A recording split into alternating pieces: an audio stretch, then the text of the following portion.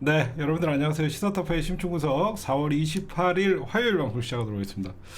이재명 대통령께서 오늘 여러분들 국무회의를 주재하는 과정에서 굉장히 당당한 외교를 주장을 하셨어요. 이게 어떤 의미가 있냐면 최근에 미국과의 어떤 외교적 관계나 중동 전쟁에 미국의 어떤 파병 요청을 사실 우리가 거절했죠.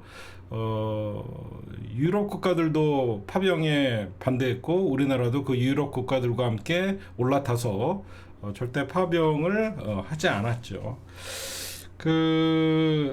그런 가운데 이재명 대통령이 당당한 외교를 강조한 거는 저는 이제 미국이나 우리 주변의 우방국들 또는 우리 한반도를 둘러싸고 있는 여러 지정학적으로 중국이나 러시아 이런 나라들이 이제 이재명 대통령이 바라보는 시각은 과거의 대한민국이 아니다. 이제 대한민국에 대해서 새롭게 당신들도 동맹 관계에 대해서나 상호 존중 관계를 염두에 두고 어떤 외교를 해라라고 하는 저는 굉장히 멋있었거든요, 오늘.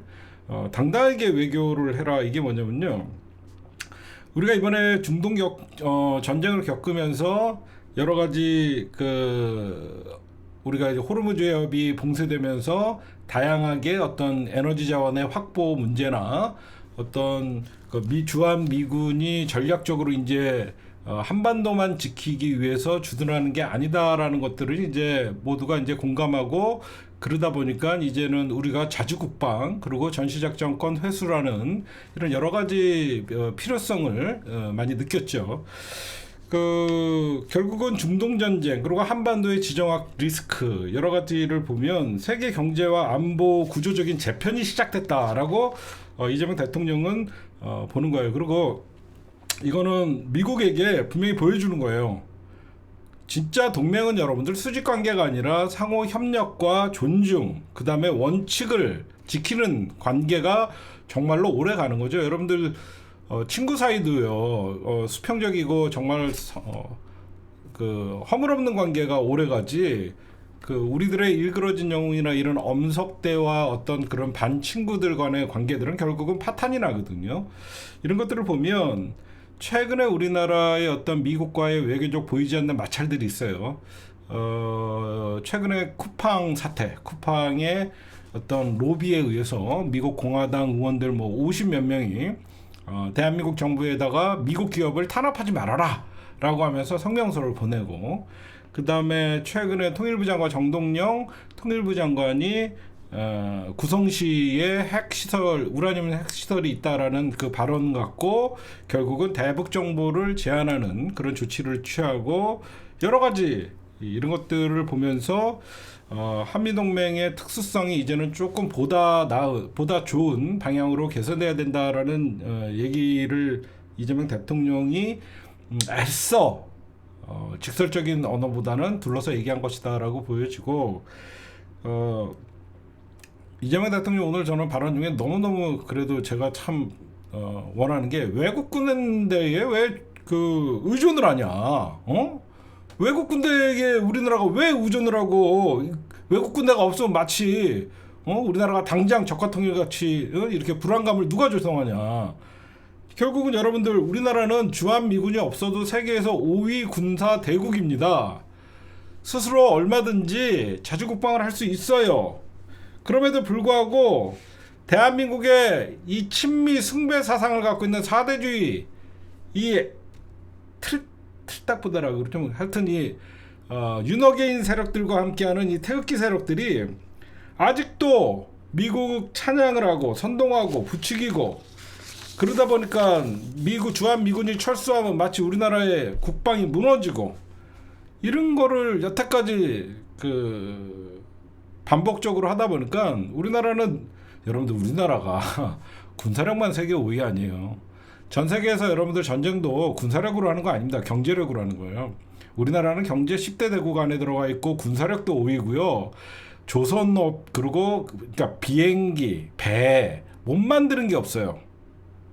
근데 아직도 우리나라는 전쟁이 나면 다른 나라의 장군이 우리나라 군대를 지휘해요. 진짜 여러분들 지금 전쟁 나면 어떻게 되면 이재명 대통령이 할 수 있는 건 지하 벙커에 가서 숨어 있는 것밖에 없어요. 그냥 주한미군 사령관이 대한민국 군대 배치해갖고 전진, 폭격, 응? 후퇴 다 하는 거예요. 그래서 이재명 대통령이 이제 전시작전권 전환 문제는 어떻게 보면 우리나라가 자주국방 그리고 독립국가로서의 저는 당연히 갖고 있어야 되는데 너무너무 이 해방 이후에 친미 숭배 사상을 지켜오던 지금 국힘당의 주 세력이죠. 이 정치 세력들 때문에 아직도 우리나라가 미국에게 속국 취급을 받는 이런 모습이 보여졌죠. 그 대표적인 게 여러분들 쿠팡 사태예요. 왜 그러냐면 한미 그 쿠팡 사태로 외교가 충돌했는데 오늘 민주당 의원들 박수 쳐줘야 돼요. 민주당 의원들뿐만 아니라 야당 의원들, 공화당 의원들이 우리나라 정부에게 쿠팡 미국 기업 탄압하지 말라라고 하니까 우리나라 범여권 범민주계열의 의원들 90명이 미국 대사관에다가 항의 서한을 보내갖고 내정 간섭하지 말아라. 어디서 우리나라 기업도 우리나라 법을 따라야지. 이것들이 왜 그러냐? 쿠팡이 여러분들 거의 100만 불 이상을 미국 정치권에다가 로비를 하는 대가 그런 로비를 했대요. 그러다 보니까 109만 달러를 로비를 하고 심지어 벤스 부통령에도 로비를 하다 보니까 미국 공화당 의원들이 마치 쿠팡을 우리나라가 탄압한다라고 생각해요. 그건 정말 잘못된 거고 우리나라의 어떤 그 미 대사관에 그 맞불로 우리 국회의원들이 사법 주권 침해하지 마라. 내정 간섭이다. 규탄 기자회견을 했고 법치주의, 주권 평등, FTA에 모두 위배해야 된다라고 구글이나 메타, 애플도 한국 법적 조치 받아야 된다. 그러니까 우리나라에 있는 기업들은 아무리 외국 기업이라도 우리나라의 어떤 기업의 법들을 지켜야 된다라고 분명하게 말씀을 한 거예요. 그래서 이거는 우리나라의 국력 선장, 우리가 여러분들 돈만 많고 경제 대국만 되고 국방력도 없고 그러면 언제까지 우리가 이렇게 미국이 내정 간섭 이렇게 받고 살아야 됩니까? 먼저 빨리 자주국방하고 전시작전권 회수하고 그래야지 진정한, 저는 미국과의 동맹을 깨지길 원하지 않아요. 한미 동맹이 오래 가기 위해서라도 수직적인 관계가 아니라 상호 존중에 입각해서 원칙과 신뢰를 지키는 그런 양국의 합의가 돼야 된다고 생각합니다. 근데 미국이 현재 트럼프나 이런 것들을 보면 쉽지가 않죠. 그러니까 이재명 대통령이 오늘 왜 나라를 스스로 지켜야지 왜 외국 군대에다가 의존하냐, 노무현 대통령 생각나더라고요. 참. 그래서 그러니까 우리나라가 사실 여러분들 중동 전쟁 이후에 트럼프가 노골적으로 왜 함정 안 보내냐, 왜 군대 안 보내냐 이렇게 할 그때부터 좀 압박이 시작된 건 여러분들도 보이지 않게 다 알고 계시죠. 우리 예전 같으면 윤석열 같았으면 잠수함도 보냅니까? 구명 구축함 저희 광개토 대항함 전부 출동하면 됩니까? 이런 비응신 같은 새끼가 아마 미국이 요구를 하면 한미동맹 우선이라면서 우리나라 해군들 전부 지금 호르무즈 가 있었을 거예요. 그러면 어떻게 되냐? 호르무즈 해역이 봉쇄가 풀리더라도 우리나라에 석유를 받지를 못합니다. 그래서 이럴 때는 대통령으로서 가장 중요한 게 뭐냐면, 그럼에도 불구하고 이런 군사 안보 분야의 불안감을 조성하는 사람들도 있고 그로 인해서 불안감을 느끼는 사람들이 분명히 있을 거 아닙니까? 대통령은 그런 불안감을 잠재해주고 대한민국 대통령으로서 국군 통수권자로서 당당한 모습이 여러분들 중요한 겁니다. 그래서 오늘 이재명 대통령이 주한미군을 빼고도 당당하게 세계의 5번째 가는 군사력을 가지고 있다라고 얘기한 겁니다.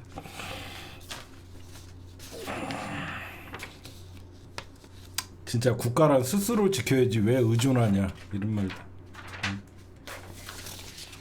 근데 여러분들 그래도 우리나라가 세계적으로 국기가 많이 성장됐다라는 것만 느끼죠. 우리나라 해외 나가 보면 비자 문제도 그렇고 우리나라 비자 파워나 이런 것들을 보면 거의 일본을 앞서고 있고, 제가 우리나라의 국력이 성장됐다라는 것을 가장 느끼는 건 뭐냐면,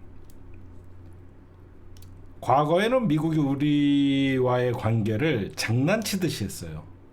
한번 건드렸다가 또 풀어줬다가 이런 식으로 했는데, 지금 미국의 공화당이나 이런 쪽의 집권 여당도 많이 대한민국을 바라보는 시선이 어떤 게 바뀌었냐면, 미국도 대한민국과의 관계가 그르치게 되면 본인들도 손해본다는 그런 개념이 이제 생긴 거예요.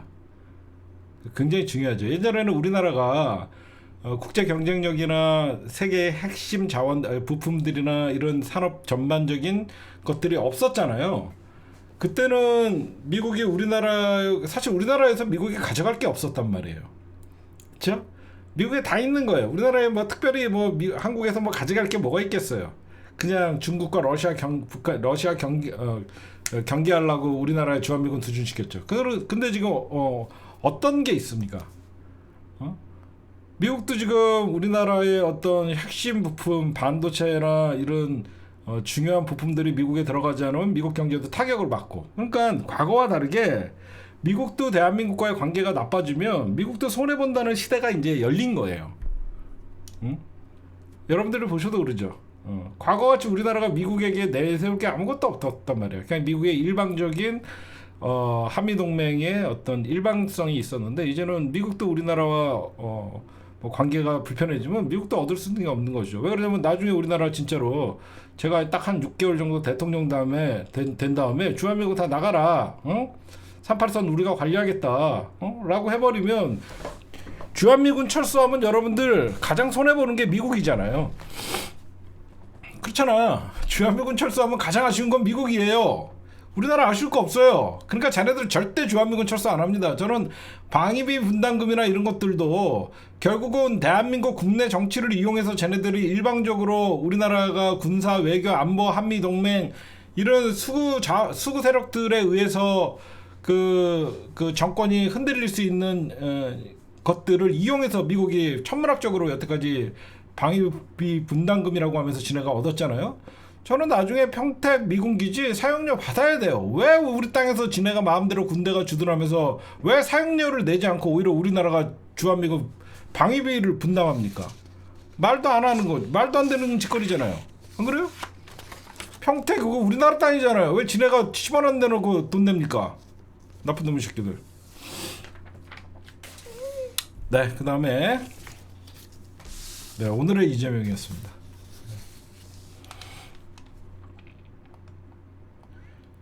네, 하정우 수석의 출마.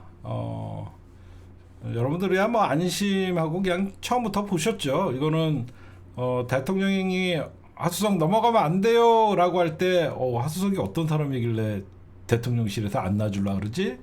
정청래 대표는 꼭 필요한 이번 지방선거의 사람입니다. 노력하겠다라고 하면서 청와대와 민주당이 어떤 줄다리기 하는 양상을 보이면서 세간의 주목을 일으키는데 일단은 성공을 했습니다. 그래서 오늘 하수석이 어제 여러분들 알다시피 사표를 냈고 이재명 대통령이 큰 결단했다라고 하면서 사표를 수리했어요. 이 말이 웃기죠. 큰 결단했다. 이재명 대통령 뭐야 네가 선택한 거다 야.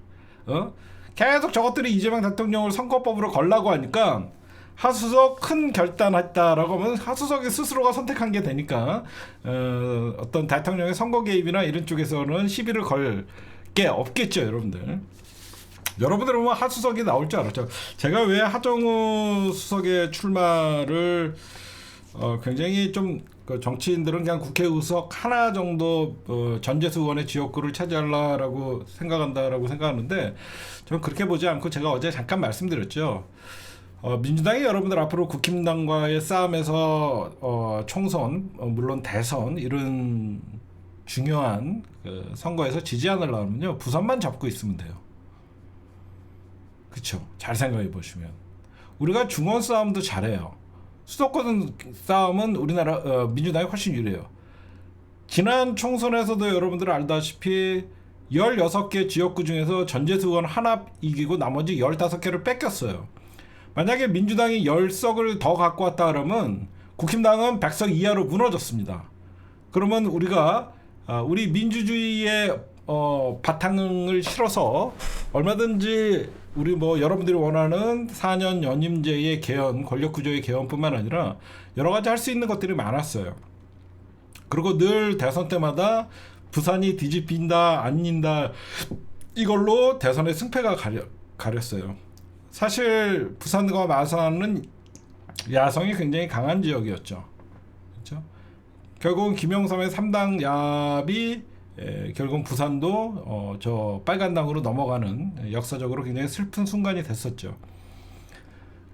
사람들은 하수석이 전재수의 지역구, 여러분들 잘 보세요.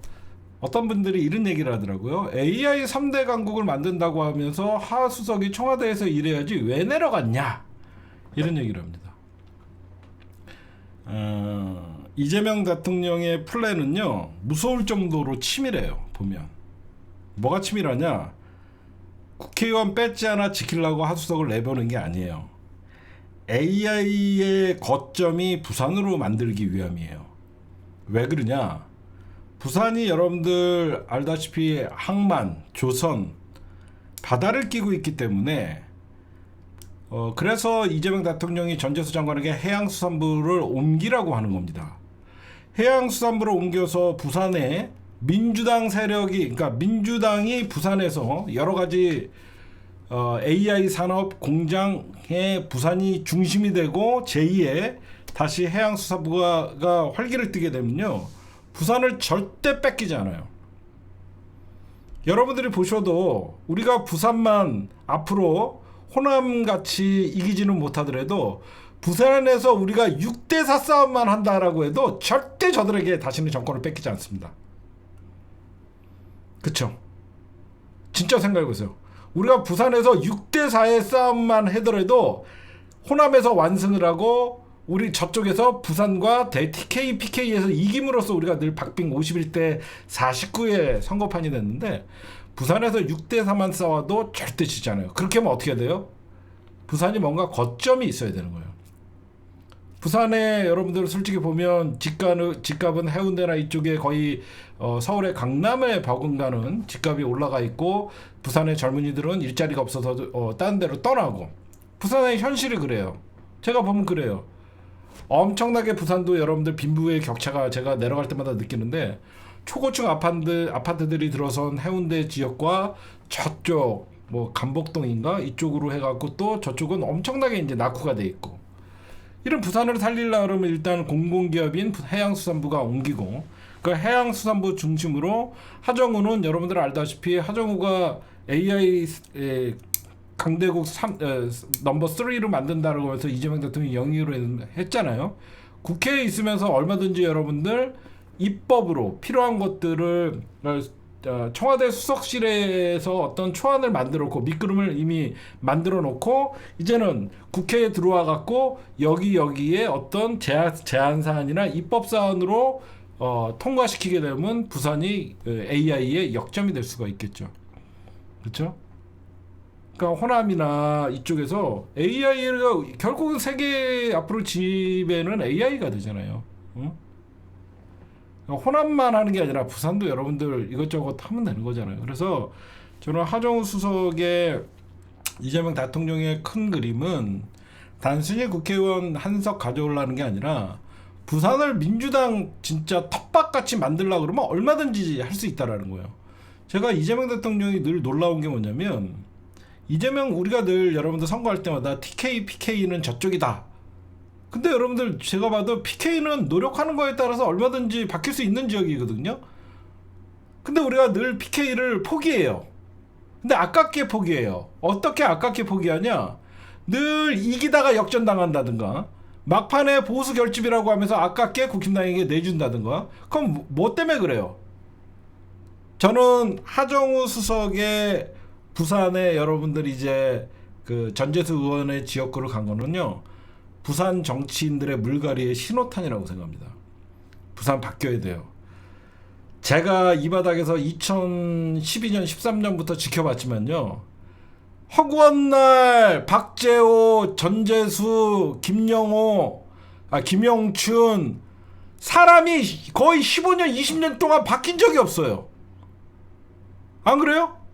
허구한 날 김영춘, 박재호, 거기에 전재수 늘 똑같은 사람이에요. 정말 인물난이 너무너무 심각했어요. 응? 최인호 뭐 언제적 최인호고 언제적 박재우고 언제적 김영 다 노무현 정권 때 있던 사람들이에요. 이제는 하수석이 내려감으로써 정말로 젊고 유능한 사람들이 이제 부산 출신들이 민주당에서 이제 자리를 차지하고 전폭적으로 저는 이제 부산의 민주당의 이재명 정부의 민주당이 부산도 사실 물갈이의 신호탄이다라고 생각을 해서 그래서 하수석에 여러분들 보셔도 청와대 일을 조금 더 하다가 2028년에 나가도 되는데 미리 가서 하수석의 능력을 보여주고 2028년도에 참신한 인재들을 부산에다가 공천을 하면 굉장히 시너지 효과가 있겠죠. 저는 그런 전략이라고 여러분들 봅니다. 제가 원외 당대표이기 때문에 이런 전략은 다 제가 짜요. 예. 제 머리예요. 해석도 내가 하는 거예요. 내가 이렇게 얘기하면 전략이 글로 가요. 여러분들 아시죠? 이렇게 해야 된다라고 하면 자연스럽게 가요. 이게 원외 당대표의 힘이에요. 그런 큰 그림이 있다. 라고 얘기했더니 그러니까 알다시피 여러분들 요번에 하정우 수석은 부산 북갑에 나가는 거고 전원수 대변인은 강훈식 비서실장의 지역으로 여러분들이 나가는 거기 때문에 이제 청와대에서 젊은 사람들이 이제 점점 나가는 것이다라고 여러분들이 보시면 될 것 같고 이 와중에 한동훈이가 망발을 했습니다. 하정우 출마는 이재명 대통령의 불법 선거 개입. 너 무고죄로 뭘 선거를 개입했는데? 하정우가 결단했다라고 나오고 뭘 선거를 개입했는데? 오히려 하정우 수석에게 큰 결단했다라고 하고. 그냥 제가 보면요. 정확히 얘기하면 하정우 수석이 불법 선거 개입이라는 게 아니라 한동훈이가 불법 출마를 한 겁니다. 정확히 얘기하면. 그쵸? 국힘당에서 제명돼 갖고 국힘당인 척 하면서 불법으로 출마한 거예요. 뭐 이렇게 하면 또 저를 고소할 수 있기 때문에 제가 볼 때는 결국 국힘당 표를 얻기 위해서 한동훈이는 지금 부산 북갑에 나가갖고 나갔잖아요. 여러분들이 보셔도 박민식과 내심 지네가 단일화를 하거나 안 그러면 이길 수 없는 거 알아요. 누가 불법은 아니겠죠. 집단에는 뭐 무소속으로 나왔다고 하니까. 근데 사람들이 볼 때는 국힘당에서 제명당해갖고 웬만하면 제명되면 무소속 출마 꺼를 끼우는데 국힘당에 박민식 후보가 있음에도 불구하고 한동훈이가 나갔다 보니까 여기저기서 뭐라고 하는 거죠. 응? 오늘 한동훈 여러분들 부산 갔다가 구포초 체육대회에 갔다가 어떤 시민이 야 인마 너 집이 타워 팰리스라며 여기 왜 안 넣어? 이놈아 네 집이 여기가 만만해 보이나? 너 여기 왜 안 나? 이 배신자야. 네가 여기 왜 안 나? 너 집 타워 팰리스 아니가? 그러니까 계속 하십시오. 네. 삐져갖고 다 하세요. 다 하십시오. 시선을 얻다가 들 줄 몰라갖고 막 고개를 돌리고 아이고 다 하십시오. 네, 이지랄 떨어요. 아이고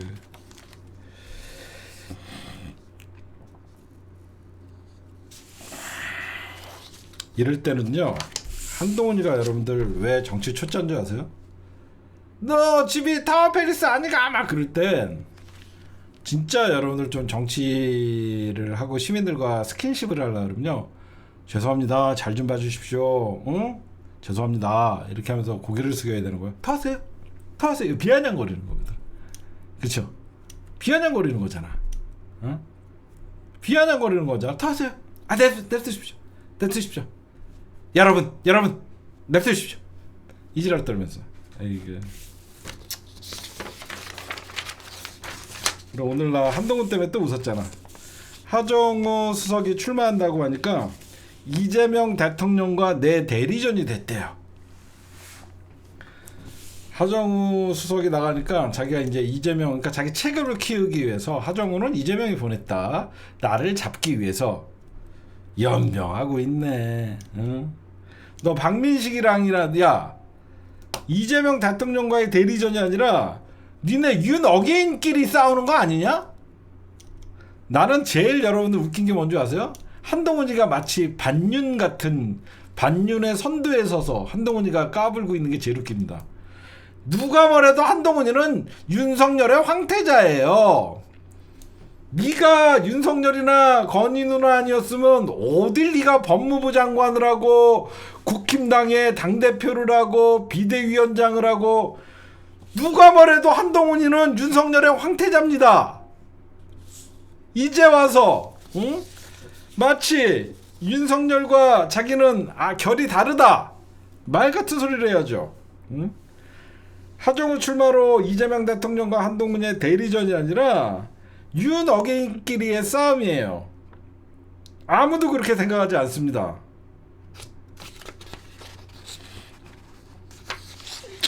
한심합니다. 제가 한번 꼭 부산에 가서 똥은씨 그래서 제가 한번 불러볼게요. 똥은씨 여기가 어디라고 날아왔어 이 씨발 새끼야. 내가 동훈씨 한번 제가 부산에 한번 현장에서 동훈씨 여기가 어디라고 왔어 너 집 타워팰리스잖아 한번 해줄게요. 제가 여러분들 아까 혼자 희망에 섞여갖고 하수석의 어떤 부산 전략의 신호탄, 그러니까 부산의 물갈이의 신호탄이다라고 한 게 아니라, 사람들은 이제 이런 얘기를 해요. 하수석은 AI의 3대 강국을 만들기 위해서 청와대가 영입을 했는데 벌써부터 정치권에 내보내는 것은 뭔가 차질이 있는 게 아니냐 이런 얘기를 하는데, 하정우가 청와대에서 어떤 입법부에 국회로 들어가는 것은요 확장하는 거예요. 그렇게 보셔야 돼요. 하정우가 머리에 든 게 AI나 이런 경제 완화나 이런 것들에 대해서 누구보다도 전문가인데 뭐 국회 간다 그래갖고 찐명파리하고 그런 사람이 아니잖아요. 여러분들 보셔도 하정우의 청와대에서의 이동은 공백이 아니라 여러분들 확장이다라고 그렇게 보시면 될 것 같습니다. 이미 하정우가 어떤 식으로 연구 개발 어떤 그 시스템을 맞춰놓고 온 거예요. 10개월 동안 이미 제도적으로 청와대가 어떤 식으로 우리나라 과기부가 AI 산업이 어떻게 움직여야 되는지 제도적으로 다 만들어 놓고 온 거예요. 그래서 그 제도적으로 미흡한 것을 국회에서 입법으로 해결해야 되는 문제에 대해서는 하정우가 나온 겁니다. 그쵸?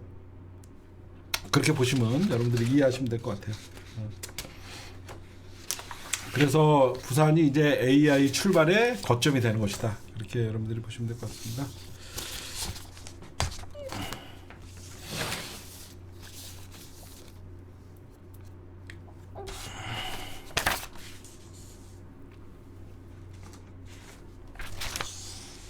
네, 그 다음에 제가 김용 연구원장에게는 부위원장에게는 며칠 전에 제 쇼츠 다 보셨죠? 김용 부위원장님 무죄인 거 안다. 이럴 때일수록 한 발짝 뒤에서 선당우사 해라. 백의종군 해야 된다. 제가 계속 여러분들 주장했습니다. 오늘 김용 부위원장이 억울함에도 불구하고 백의종군을 하겠다라고 선언을 하고 나에 대한 기소는 정치보복이다 라고 얘기하면서 이재명 정부의 성공을 위해서 가장 낮은 곳에서 헌신하겠다. 진짜 이런 사람들이 많이 늘어나야 돼요. 응? 그러면 아까도 잠깐 말씀드리다가 말았는데 이렇게 얘기하면서 이제 기자회견을 했어요. 정청래 대표가 더 크게 쓰임을 받을 날이 올 것이다. 이거는 여러분들 선당우사했던 이제 모범적인 사례가 됐죠. 제가 계속 지적을 했던. 정말 여러분들이 보셔도 이번 그럼 왜 공천을 하면 안 되는 일들이 있었냐면요. 다시 한번 말씀드릴게요. 여러분들 지난 총선 기억나세요?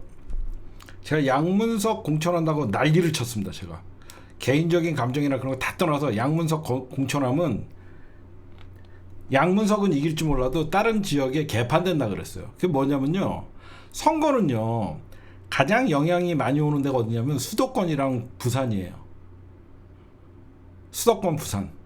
양우석이가 그 지역에서 민주당 강세인 지역에 나가갖고 하면 지가 당선이 되죠. 어디서 오냐면 수도권 중산층과 PK에서 결국은 내로남불 프레임이 강하게 걸려버리면요, 부산은 지지층이 결집하게 되고요, 수도권에서는 반민주당 정서가 퍼져버려요. 그래서 결국은 지는 배지를 달면서, 그래서 여러분들 알다시피 지난 총선 잘 생각해보세요. 민주당이 거의 반타작할 거를 다들 기대했어요. 다 박빙이었어요. 어느 지역은 민주당이 우세요 막, 근데 막판에 다 역전당했어요. 딸 시켜서 사기 대출 받아갖고 잠원동에 아파트 사다가 그거 진짜 추접스러운 일 걸린 거거든요. 여러분들 기억나시죠? 이번도 만약에 김용 민주연금 부원장이 나오면요, 이재명 정부는 유죄 판결 받고도 배지 받는다라고 하면서 저쪽에게 공격의 빌미가 될 뿐만 아니라, 이게 어디서 나오냐면, 여러분들 이번 선거는 총선이 아니에요.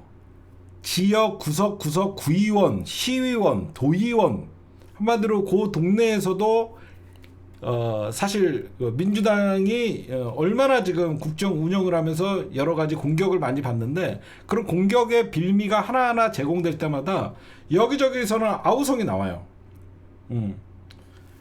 이번은 국회의원 선거가 아니라 전국 선거예요. 전국 선거라서 총선보다도 더 민감한 선거예요.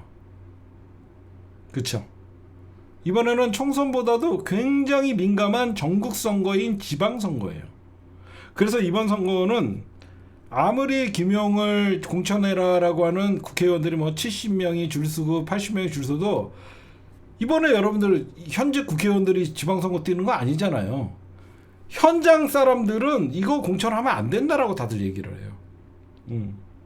그러니까 여러분들이 이번에 김용의 백의종군하겠다. 저는 김용 전 부위원장은 나중에라도 꼭 무죄, 완전한 대법원에서 무죄 받은 다음에 당당하게 그 송영길의 길을 걷지 말고 당당하게 이제 민주당의 선당후사 모습을 보여줬기 때문에 쓰임새가 있는 분이라고 생각하고, 아까 제가 잠깐 통화를 했어요. 혹시 제가 형님이라고 하는, 형님 제가 방송한 것을 너무 서운하게 생각하지 마셔라. 다 형님을 위해서 그런 거다. 나중에 더 기회가 올 것이다. 저는 그렇게 좀 말씀을 드렸어요. 제가 그러면 김용의 백의종군의 그 의미는 뭐가 있냐면, 저는 잘했다고 생각하는 것 중에 뭐냐, 이광재가 여러분들 어디로 나갑니까? 이광재가 이번에 하남으로 가요. 이광재가 하남으로 가죠. 그러면 성남 분당 갑이 빕니다. 성남 분당 갑은 누가요? 김용은 여기서 2년간 밭갈이 하면 돼요. 이게 조정이 잘 된 거예요. 성남 분당 갑에서 2년 동안 밭갈이 하면 얼마든지 김지호랑 경쟁을 하든 치고 박든, 김용이 아무래도 김지호보다는 더 그렇잖아요. 김용은 자기의 성남 분당 그쪽 고향으로 돌아가는 거고,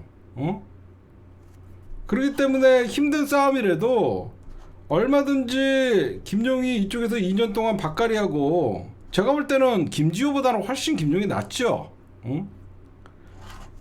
그래서 또 김지호 들으면 또 삐지겠네. 하여튼 둘이 잘해서 성남 분당을 민주당 지역구로 잘 만들면 되지 않을까, 여러분들이 그렇게 생각을 합니다. 왜 그러냐면 여러분들,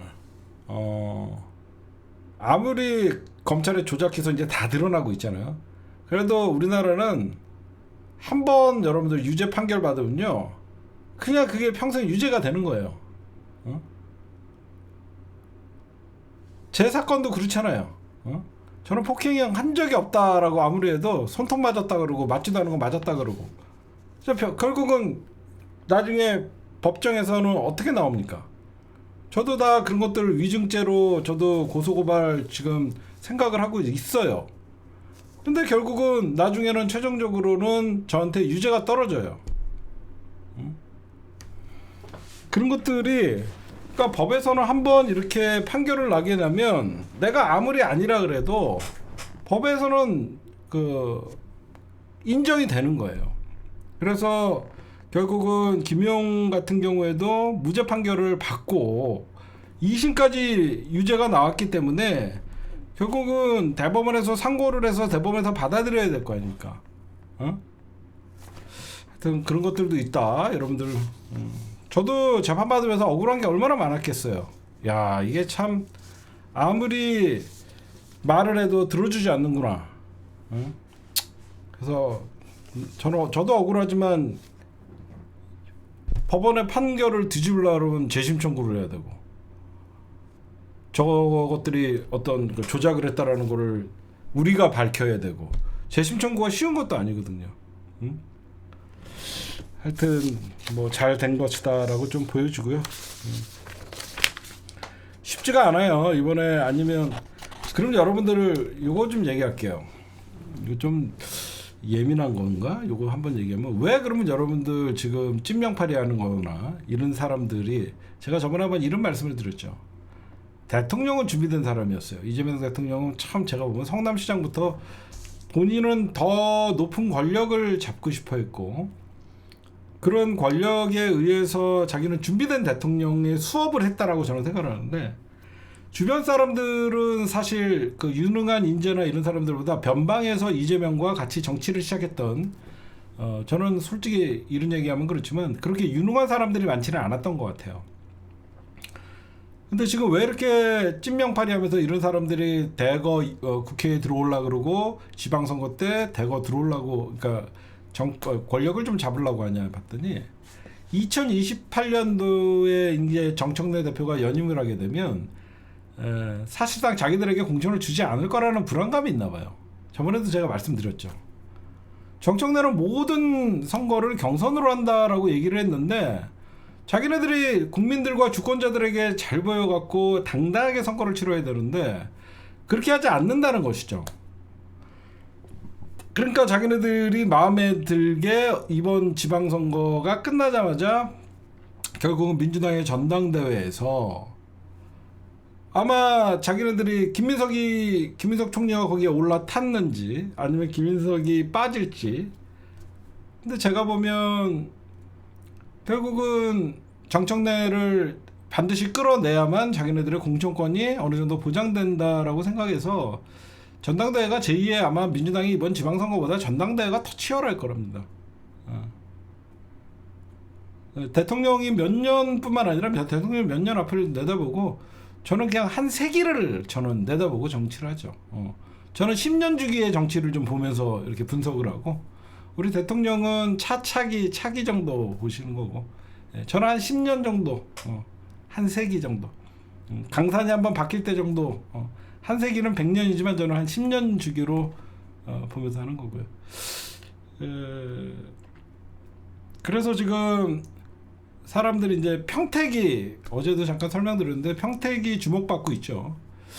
평택이 주목받고 있다라는 것은 일단은 김용남 후보가 출마한 거에 대해서 뭐 스포트라이트는 받는 거예요. 그러면 김용남 후보가 나갔다는 것은 주국과의 대결, 단일화. 근데 당연히 김용남 후보가 잘하고 있는 게 뭐냐면 단일화는 열려 있다. 왜 그러냐면 여러분들, 김용남 후보 같은 경우에는 이번에 어떻게 보면 웬만한 정치인들 같으면 조국과의 싸움이나 민주 진보가 여러 명 나와 있는 지역에서 공천을 주면 꺼름직하잖아요. 근데 김용남은 제가 어제도 잠깐 설명해 드렸지만 정청래 대표가 사실 연임이 유력하지 않습니까? 1인 1표제고 다음 전당대회에서도 유력한 상황이기 때문에 김용남은 이번에 선거에 어떤 당의 험지 출마에, 사실 평택도 험지로 이제 봐야 돼요. 조국이 나오고 민주당과 싸우고 진보장에 김재현도 있고, 그러면 김용남 입장에서는 엄청난 험지죠.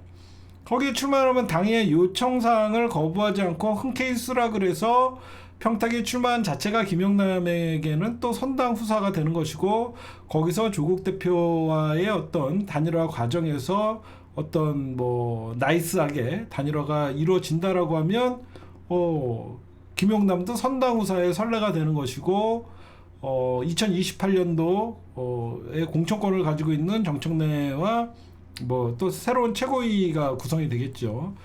그러면 김용남도 뭐 갈 데 많잖아요. 뭐 리박 스쿨 애들 많잖아요. 이현주, 뭐 이건태, 뭐 그런 애들 많잖아요. 강북구뿐만 아니라 지역구 많습니다, 여러분들. 어디들 나가도 걔네들보다는 1인 1표제니까 공천만 받으면 어디든지 나가도 그래서 제가 보면 김용남은 이번에 조국을 이기기 위해서 나가는 게 아니라 어떻게 보면 자연스러운 단일화 이후에 합당에 물꼬를 트는 역할을 좀 해야 되는데 이게 주변에서 싸움을 붙여요. 제가 분명히 여러분들한테 얘기할게요. 평택을요, 사람들이 아마 민주당과 조국혁신당의 합당을 바라지 않는 사람들은 여기를 엄청 이간질시키고 싸움을 붙일 겁니다. 그런 것들을 김용남 후보와 조국 대표가 어떻게 현명하게 넘기느냐가 중요한 거예요. 엄청난 싸움을 붙일 겁니다. 그래서 어떤 사람들이 싸움을 붙이냐, 여기저기 나오면서 그 패널들 있죠. 패널들 가짜는 패널들 있죠. 뭐 CBS 나오고 KBS 나오고 한겨레, 경향 이런데 돌아다니면서 떠드는 패널들이 그냥 여기는 싸움을 붙여요. 제가 좀 여러분들에게 좀 말을 바꾼다고 해서 여러분들이 좀 비판을 받을 수 있겠지만, 저는 무조건 민주당의 지지자이기 때문에 민주당과 다른 정당이 붙으면 무조건 민주당을 지지한다라고 했지만, 전 평택은 조국이 돼야 된다고 생각해요. 저는 김용남과 조국이 단일화를 분명히 해야 되고, 왜 그러냐면 김용남은 얼마든지 민주당에서 이제 선당후사나 이런 것들에 대해서 나중에 뭐 혜택을 받을 수 있어요. 딴 사람도 아니고 저는 국힘당 출신을 찍을 수 없어요. 아무리 민주당 들어왔다고. 저는 그래요. 아무리 김용남이 민주당 잠바를 입고 있다 그래도 이 사람이 진정성을 보고 싶고, 적어도 조국은 우리와 뿌리가 같은 사람이에요. 모르겠어요. 무조건 나는 민주당 지지자이기 때문에 민주당 찍어야 된다는 제 말이 어긋날 수는 있겠지만 이 지역은 달라요. 저에게 조국 대표나 국회에 진출한다 해서 민주당이 손해볼 것보다는 오히려 앞으로 조국혁신당과 민주당이 합당하는 과정이 더 순조롭게 될 수 있을 거라고 저는 생각을 해요. 합당할 수 있는 더 힘이 실릴 수 있을 거라고 생각해서, 물론 제가 원외 당대표로서 이거는 해당 행위죠. 그렇죠? 저는 민주당 지지자고 원외 당대표로서 김용남이 아닌 조국을 응원한다, 이러면 해당 행위가 되죠. 근데 저는 원외예요. 내 마음이야. 나는 원외기 때문에 내 마음이야. 그렇잖아. 난 내 마음이야. 근데 이게 왜 해당 행위가 안 되냐? 진짜 합당을 위해서 나는 뛰는 거야. 더 큰 민주당이 되기 위해서는 언제까지 조국혁신당을 밖에 넣을 거야? 안 그렇습니까? 언제까지 조국을 저렇게 밖에서 저렇게 민주당이 무시하고 그럴 거냐고. 지방선거 끝나고 조국에게 국회 배지 하나 주고 민주당과 합당을 해서 진짜 더 센 민주당으로 만들어야 될 거 아닙니까? 김용남이 잘못됐다는 게 아니라, 이 사람아, 김용남이 어때서요? 김용남이 잘못됐다는 게 아니라, 조국은 이번에 여기서 실패를 하게 되면 민주당과의 합당 과정에서 정말로 모양새가 안 좋아요. 모양새가 안 좋아요. 근데 김용남은 이번에 선당후사로 이번에 단일화를 잘 하게 되면 김영남은 다음 선당후사가 있는 거예요. 제가 왜 이런 말씀을 드리냐, 분명히 말씀드립니다. 이 지역 3자 대결하면요 유이동이가 돼요. 국힘당이 돼요. 국힘당이 된다니까. 여기 단일화 안 하면 져요. 진짜예요. 김용남, 조국, 유이동 셋이 붙으면 국힘당이 돼요. 여기 만만한 지역 아니에요. 최근에 이사 오고 뭐 그래갖고 민주당에도 민주당 표가 나눠지면요 이거 못 이겨요. 여긴 무조건 단일화해야 돼요. 응? 그래서 전 적어도 평택은 조국을 응원할 겁니다. 그래서 제 원외 당대표로서 한번 제가 조국 지역구 평택에서 우리 시민들과 원외 의총을 한번 하죠. 예. 조국수 한번 외쳐주죠. 가서 예. 가서 조국수 한번 외쳐주죠. 뭐 제가 김용남이 당선되려고, 물론 의원들은 공천을 받으면 당선되려고 나가겠지만 이 지역은 달라요. 지방선거 끝나고 여러분들 결국은 민주당이 겪어야 될 게 두 개가 있습니다. 첫 번째가 뭐죠? 보안수사권 문제가 생기고, 그 다음에 합장 문제가 생겨요. 조국혁신당이 여러분들 만약에 이번에 지방선거 전에 합당을 했다라고 하면 보안수사권 박은정이나 이런 분들한테 얄짤 없습니다. 그렇지 않아요? 또 저 하바리들이랑 B급들 또 족바 문조 털레 연병들 하겠네. 조국 한석 좀 주면 어때서? 아니 여기는 우리 민주당이 더 앞으로 하나가 범민주진영이 하나가 되기 위해서라도 여기는 조국이 돼야 돼. 문조 털레 연병을 하든가 신경 안 써. 조국이 무슨 그렇게 죽을 죄를 졌냐? 조국은 민주당 들어오고 싶어도 민주당에서 못 들어온 거 아니야? 선거에 질까봐? 그래서 신당 차렸잖아. 그래서 나름 12석 선전했잖아. 이재명 대통령 때도 후보 내지 않고 열심히 했잖아. 조국과 조국혁신당은 늘 그 자리에 있었어. 근데 이 B그룹들이 조국혁신당을 문조털레 하면서 죽이려고 했잖아. 왜 전쟁 중에 우리 아군을 죽입니까? 아니야. 김용남은 제일 먼저 얘기한 거 단일화는 열려있다라고 얘기했고 먼저 공격하지 않겠다라고 했는데, 정치라는 게요 티각티각되고 단일화가 안 될 것 같이 하다가도요 극적으로 돼요. 극적으로 됩니다. 극적으로 돼요. 단일화가 안 되면 제가 나서서 둘이 가위바위보 시킬 거예요. 뒤돌아서 여기는 절대 단일화를 해야 돼요. 이게 어떤 현상이 벌어지냐면, 만약에 여기서 단일화가 안 되면 민주당 지지자들이 여기서 몰빵으로 가야 돼요.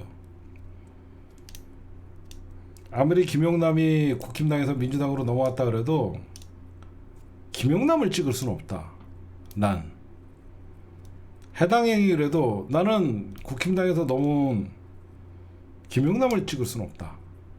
조국에게 몰빵을 해야 된다. 저는 그렇게 생각합니다. 제가 해당 행위가 되더라도 정치는 의리가 있어야지. 조국 소중한 줄 알아라. 좀 조국이 뭔 그런 잘못을 했냐. 저는 그렇습니다. 문조털레도 연병들 하겠네. 아니 김용남도 좋아. 나중에 김용남은 쓸모가 있다라는 거예요, 여러분들.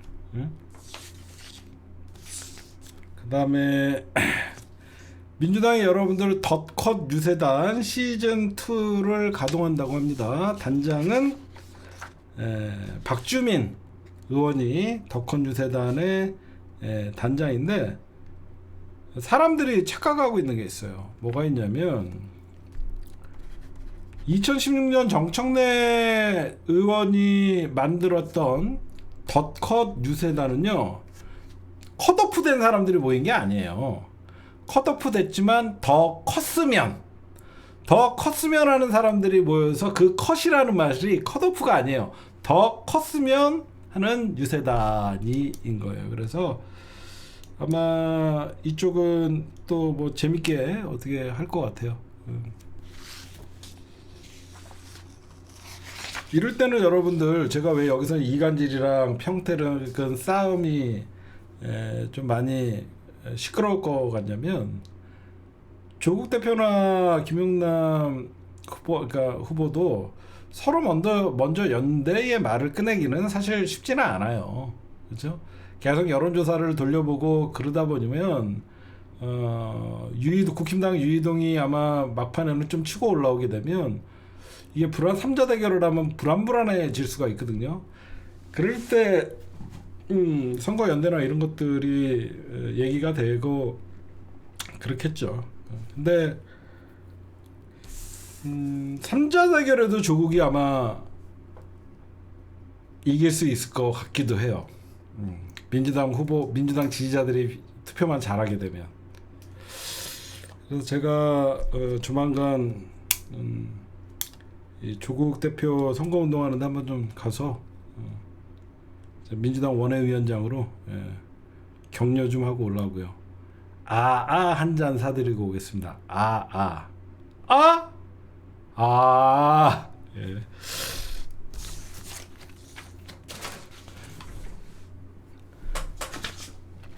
여러분들 선거가 지금 요런 말이 앞으로 여러분들 어떤 언론에서 뭘 떠들 건지 여러분들에게 미리 얘기해 줄게요. 제가 정치 그래도 구단이잖아요.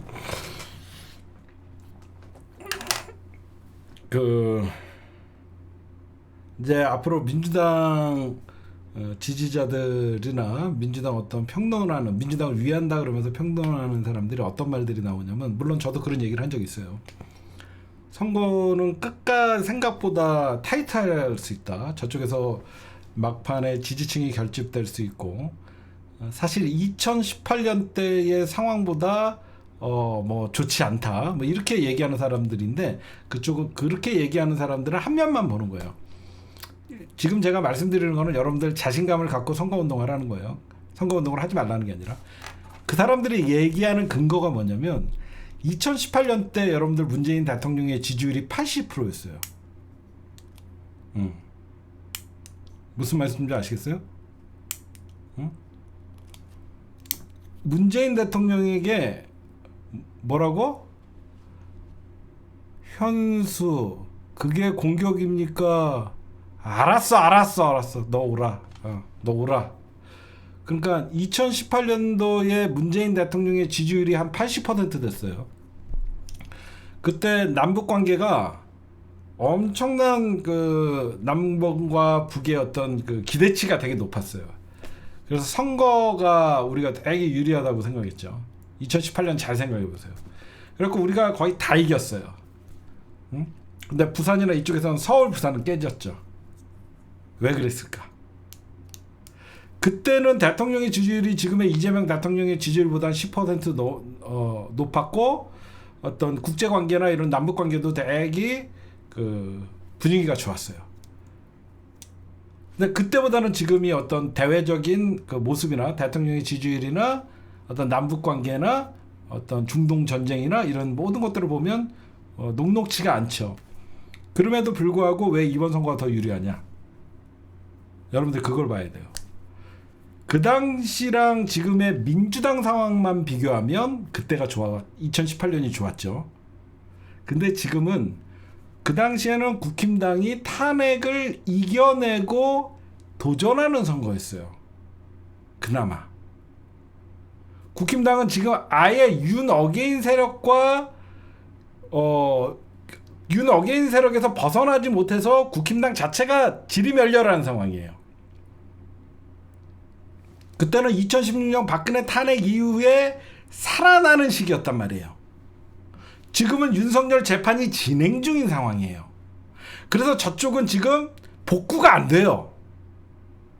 그래서 이번 선거는 민주당이 엄청나게 유리한 선거죠. 그렇죠? 외적인 요소는 2018년에 대통령의 지지율이나 문재인 대통령이나 남북관계나 엄청난 호재가 많았지만, 그런 호재가 이번에 민주당에는 없지만 국힘당 자체가 선거를 치를 수 있는 분위기가 아니에요 지금. 그런 차이점이 있어요. 그러니까 이번 선거도 민주당이 조금만 끝까지 내부 단속, 제일 중요한 게 뭐냐면 국회의원들의 말실수. 여러분들 늘 지겹잖아. 조중동 계속 어떤 사람 말실수 하나 잡아갖고 노인 비하, 여성 비하, 장애인 비하. 그냥 웬만한 스포트라이트를 받는 사람들은 말 조심해야 돼요. 응? 그냥 이게 민주당 지도부가 할 일이에요. 의총에서 웬만하면 말 조심해라. 선거 때 술 조심하고 골프 조심하고 그런 것만 좀 조심시키면 이번 선거는 저쪽이 지리멸렬하게 민주당이 웬만하면 압승할 수 있는 선거예요. 저는 솔직하게 말씀드리면 제 개인적인 바람은 경북도지사 빼고 다 갖고 오는 거. 경북도지사 빼고 다 갖고 오면 저는 된다고 생각해요. 근데 지금 제가 뽑는 최고의 격정지는 경남, 강원, 녹록치 않아요. 경남, 강원 이 두 지역 조심해야 돼요. 경남도지사 선거, 강원도지사 선거, 그리고 그 시장 선거 중에 막 거기 여러분들 그 포항시장, 울산시장 이쪽은 힘들어요. 이쪽도 이기려면 선거운동 제대로 해야 돼요. 포항시장, 진주시장 뭐 이쪽 있죠. 이쪽도 여러분들 보면 거기 시장 뭐 군수 막 싸움 있잖아요. 거기도 걔네들이 텃밭이에요.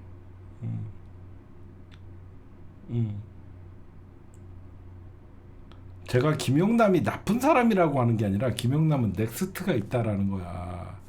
조국은 이번에 나가서 안 되면 야권 분열이라고 하면서 얼마나 공격받고 합당 과정에서 얼마나 그런 정치적 치명타를 입겠냐 이거지. 그러니까 포항, 진주, 울산 울산은 그나마 괜찮고 포항, 진주, 어디 경주 막 이쪽에 민주당이 좀 잘해야 돼. 그렇게 부산도 만만하지 않을 것 같아요. 부산시장 선거도 만만하지 않을 것 같아요. 워낙 그쪽도 그 기존에 있던 세력들이 많이 잡고 있기 때문에 하여튼 민주당이 다행히 여러분들 선거를 많이 치러보고 그래도 정청래가 이번에 지휘를 하는 게 천만다행이다. 그렇게 봅니다.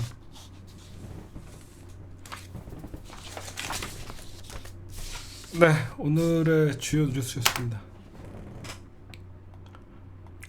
네, 여러분들 오늘 법원에서 간단하게 좀 말씀드리면요. 김건희 도이치모터스 주가 조작 13만 주 매매는 통정 매매다. 시세 조정에 가담했다. 1심을 뒤집는 판결이 나왔고요. 그 다음에 김건희 윤석열 취임 전에 샤넬백 받은 거 있죠. 그것도 전부 유죄로 판결이 됐습니다. 1심이 얼마나 여러분들 그 허술하게 판결을 했냐면요. 주가 조작 공모를 인정해 유죄로 이제 판결을 해갖고 제대로 돌려놨는데 앞선 1심에서는 공소시효 만료 등을 얘기를 하면서 주가 조작 혐의를 무죄를 줬어요. 그리고 대통령 취임 전에 받은 선물은요 당선 축하용이래요.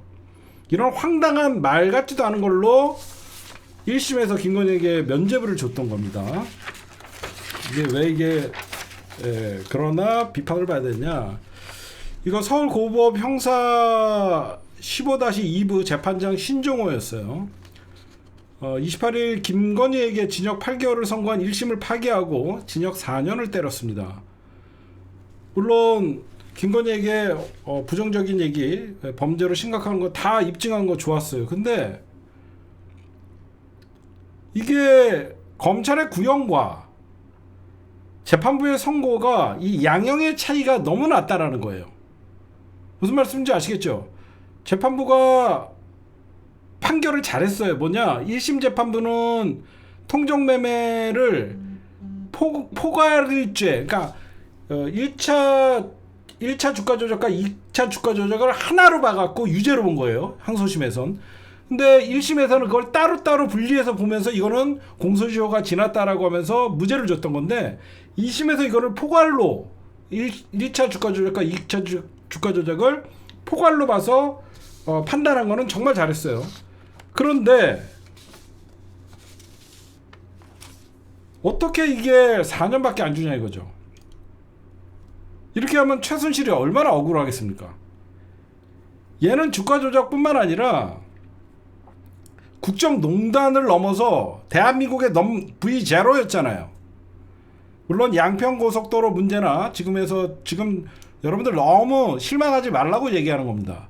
김건희 사건은 기소된 거가 요 정도고요. 지금 종합특검에서 김건희 양평고속도로 문제뿐만 아니라 여러 가지 사안들을 지금 계속 들여다봐서 김건희 추가로 기소를 합니다. 그쵸? 지금 그래서 여러분들 김건희가 징역 4년, 양형도 말이 안 되지만 김건희는 이제 일단은 감옥에 가다 놓고 양평고속도로 문제뿐만 아니라 제가 계속 주장하는 거 있어요. 김건희 같은 인간이 여러분들이 상식적으로 봐도 내란을 몰랐다. 최종 보스가 말도 안 됩니다. 해외 순방 나면 나가라고 연병을 하고 김건희가 계엄을 몰랐다? 장난치는 겁니까? 그리고 제가 특검에다가 계속 제가 정보를 주고 있는 게 있어요. 뭐냐? 유경옥이가 빼돌린 컨테이너를 찾아야 됩니다. 여기에는 수많은 증거들이 있을 거예요. 왜 그거를 안 찾는지 모르겠어요. 유경옥이가 빼돌린 컨테이너 안에는 엄청난 비자금뿐만 아니라 엄청난 것들이 전 들어있을 거라고 생각해요. 두 개의 컨테이너를 청와대에서 용산에서 나올 때 경기도 구리 쪽으로 빼돌렸다가 하나만 새벽에 유경옥이가 갖고 없어졌어요. 왜 안 찾냐고요? 김건희는요, 진짜로 김건희는 내란 수괴예요. 최종 보스예요. 여러분들이 생각해도 김건희가 그냥 모르는 척하고 내란을 오빠 왜 그랬어 이 등신 새끼야, 말 같지도 않은 소리 하지 마십시오. 대통령실 자체가 김건희 라인이 전부 잡고 있었는데 무슨 일이 벌어지고 있는지 김건희에게 보고가 안 됐다는 것도 말이 안 되고, 취임 이후에 주치의도 성형외과 의사가 있는데 그날따라 언론에 걸리기까지 하면서 알리바이를 만들었던 김건희, 전 똑같다고 생각해요. 너무 여러분들 상심하지 마십시오. 김건희 징역 4년 이제 시작이에요. 국정농단뿐만 아니라 김건희가 행했던 악행들은요, 지금 종합특검에서도 기소를 할 수밖에 없는 것이고, 당연히 여러분들 알다시피 김건희 특검에서는 제대로 수사가 이루어지지 않았어요.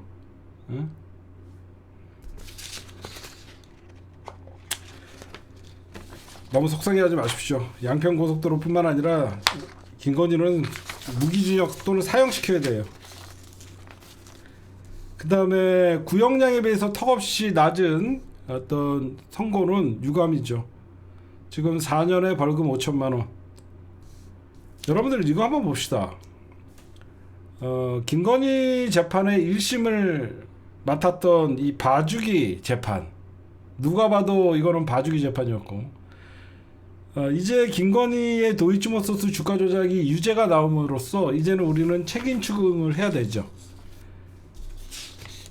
김건희 사건 조사했던 검사들 이제 책임을 면할 수가 없죠.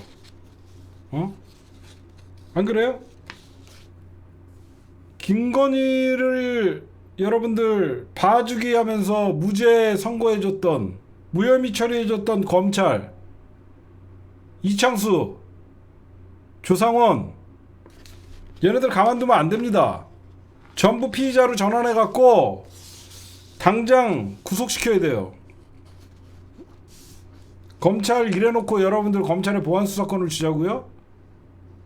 지금 쌍방울 대북송금 사건에 오늘 여러분들 김성태가 여러분들 알다시피 증인으로 나왔죠. 오늘 보신 분들 있죠? 저희 시사타파 뉴스 가면 있어요. 영상들 한번 나중에 찾아보세요. 아예 이재명을 본 적도 없대요. 검찰은 이재명을 잡기 위해서 그냥 연어회 술파티 뭐 이런 거가 핵심이 아니라 김성태는 그분은 대통령을 얘기하는 겁니다. 대통령은 내가 본 적도 없고 뭘 받은 것도 없고 이건 무슨 말이에요? 윤석열 특수부는 여러분들 검사들이 아니에요. 범죄 집단이에요. 어?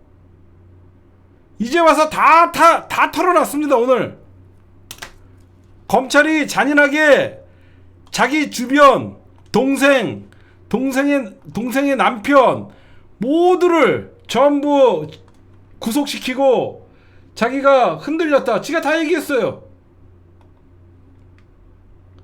지금 여러분들이 보시면 이제 검찰은 쌍방울 대북송금 사건, 대장동 사건 얘네들은 범죄 집단이에요. 얘네들은 수사를 한 게 아니라 그냥 이재명 대통령을 윤석열의 정적 죽이기 검사라는 공권력을 이용해서 한번 보여드릴게요. 저희 시사타파 뉴스에 올라가 있는 겁니다. 구독 안 하신 분들 한번. 이재명 경기지사와는 공범이 아니다 이렇게 얘기했는데 오늘 이제 국민들이 보고 있습니다. 이 부분에 대해서 말씀을 좀 해보세요. 언론에다 말씀드리는 건 아니고 제 뭐 재판 수원지방법원에서 재판 시작할 때 제 취지의 말은 제가 뭐 이 자리에서 뭐 실명을 거론한 건 그렇고 그분에 대한 거는 제가 본 적도 없고 뭐 대가를 받은 것도 상대를 안 했기 때문에 그 부분에 대해서는 제가 공방을 부인했습니다. 본 적도 없는 이재명을 느닷없이 방북 비용으로 만든 느닷없이 방북 비용으로 만드는 자들이 누구예요? 동영상을 만들으라니까 이걸 쇼츠로 올렸네다.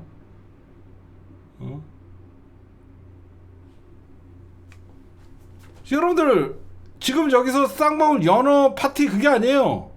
이제는 연어 파티 그런 것들을 제껴놓고 김성태를 협박을 해갖고 김성태가 지금 얘기 다 하잖아요. 그분을 이름으로 올리기 왜 그래? 대통령이니까 현직 대통령이니까 이름 올리기 그렇고 자기는 그분을 만난 적이 없대요. 이게 무슨 검사입니까? 범죄 집단이죠. 어느 조직에서 어느 공무원이 여러분들 어느 공무원이 자기가 갖고 있는 권력을 이용해서 죄 없는 사람을 범죄자로 만드는데 그 범죄 행위 아니에요? 범죄 행위잖아요. 검사가 여러분들 자기가 갖고 있는 수사권과 기소권을 가지고 아무 관련 없는 이재명 대통령을 잡기 위해서 어떤 짓을 했나 보십시오. 윤석열의 특수부는 전부 범죄 집단이었어요. 김건희 봐주기, 정적 제거하기. 그래놓고 검찰에 보안수사권을 달라고요? 보안수사권을 제가 진짜 열받는 게 뭔지 아세요? 저렇게 정치검 조작검사 특이하고 국정조사하면서 찐명파리하는 새끼들이 보안수사권 주제예요. 말입니까? 저런 새끼들한테 여러분들 보안수사권을 줘야 돼요? 제 말 무슨 말씀인지 아시겠죠?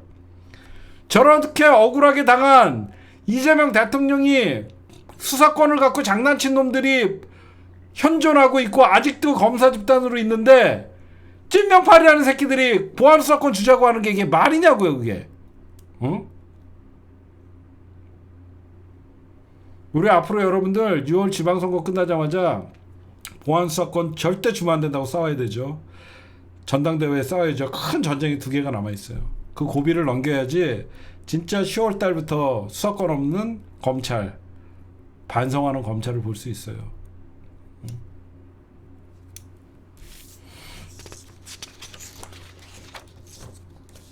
하여튼 이게 여러분들 결국은 김성태가 전부 결국은 검찰에 회의돼서 이해화영에게 자기가 이재명에게 주라고 뭘 줬다 이렇게 하면서 다 거짓말했다라는 거예요.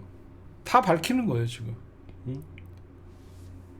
한두 개 찾아야 되는 게 아니죠. 그렇죠. 이재명 대통령 그 테러 그게 말이나 됩니까? 물 청소하고 연병들하고 그 당시에 그 부산 경찰서장 지금 은퇴해갖고 어디 있는데 다 잡아야 돼요 이 새끼들 이거. 심지어 여러분들 그러니까 제가 이 검사 새끼들이나 이 윤석열 사단이 진짜 용서할 수 없는 게 검사들을 이용해서 정치적으로 사망을 시키려고 죽일 정적을 제거하려고 그러다가 실패하니까 실질적으로 테러를 했어요. 이것들은 일벌백계 해야 돼요. 끝까지 추적해갖고 일벌백계 해야 돼요. 그때 제일 앞장섰던 놈이 누구예요? 한동훈이에요. 한동훈 국회 와갖고 30분간 이재명 대통령 체포해야 된다라고 떠들었던 새끼들 아닙니까? 이제 와서 뭐 윤석열과 지가 관계없는 척? 한동훈이도 자유롭지 못해요 여러분들. 한동훈이가 그 당시에 법무부 장관이고 그랬는데 저런 사건들에 대해서 하나도 몰랐을까요? 말도 안 되는 소리죠. 응?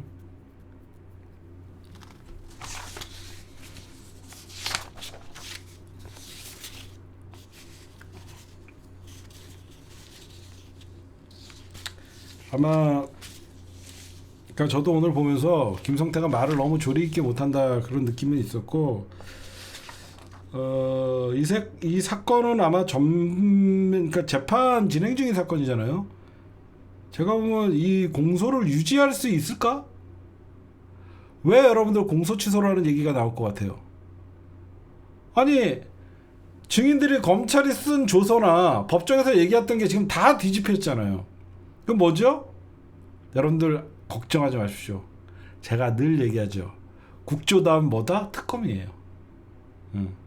민주당이 국정조사를 하는 이유는 특검으로 가기 위한 전단계이기 때문에 지방선거가 끝나면 바로 대장동 사건, 쌍방울 대북종 사건의 특검 시즌2가 시작되는 거예요. 그럼 그때 검사들 조져버리고 검찰의 수사권 남용, 검찰의 기소권 남용, 그 다음에 보안수사권 안 줘도 되는 늘 여러분들 국정조사, 그러니까 처음에 청문회, 국정조사, 그 다음에 특검으로 가는 순서예요. 그러니까 윤석열 지금 내란 특검이 아마 366이니까 올 연말 정도 오면 되고 일단은 선거가 없잖아. 우리가 지방선거를 치르고 나면 이번에 검사 새끼들 10월달 전에 특검으로 작사를 내놔야 됩니다.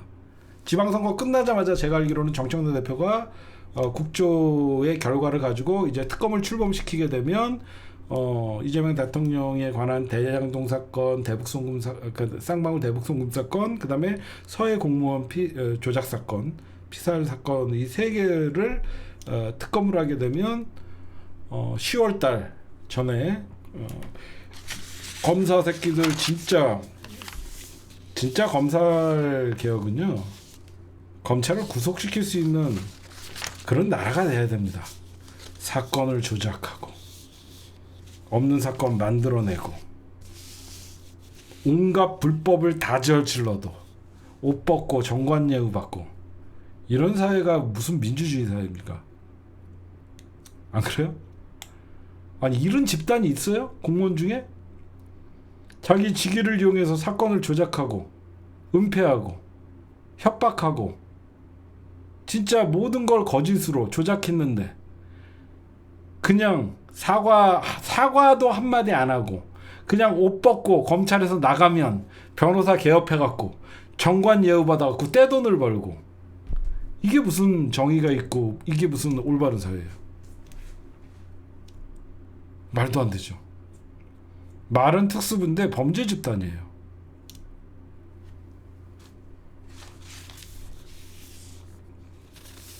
그 다음에 마지막으로 지금 아마 요즘 이제 그 대한민국의 조중동이라고 하는 한경호 아니라 그 한국경제 매일 뭐 머니투데이 매일경제 이런 데서 이제 선거를 앞두고 어떤 짓거리를 할 거냐면 제가 경제지들이 선거에 개입하는 방법을 알려드릴게요. IMF 발 그래갖고 한국 부채 비율 심각 이런 기사들이 나올 겁니다. 무슨 말씀인지 아시겠죠?